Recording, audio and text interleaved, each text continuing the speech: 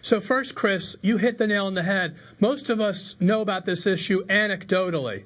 So what we need, Chris, is we need to know what the science tells us, the science of public health.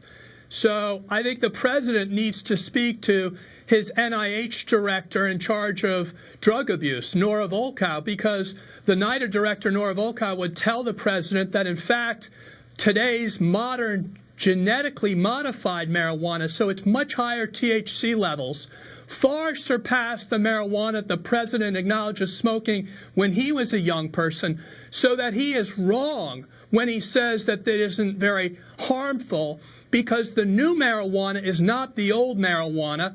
And, of course, the president is making this decision based upon his anecdotal experience.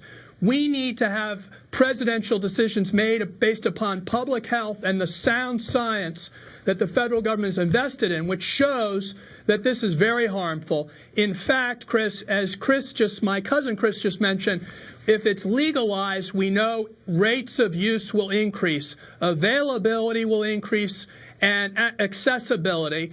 And as you know, Chris, if you have a predisposition to addiction, this is going to be a gateway. And frankly, Chris, it's a harmful drug in and of itself. Like, I was lucky, Chris.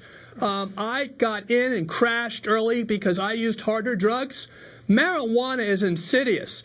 You could be using it for most of your life and not wake up to the fact that you're on a slow train to nowhere. And that's the damaging part about marijuana for our country. According, let me show the latest.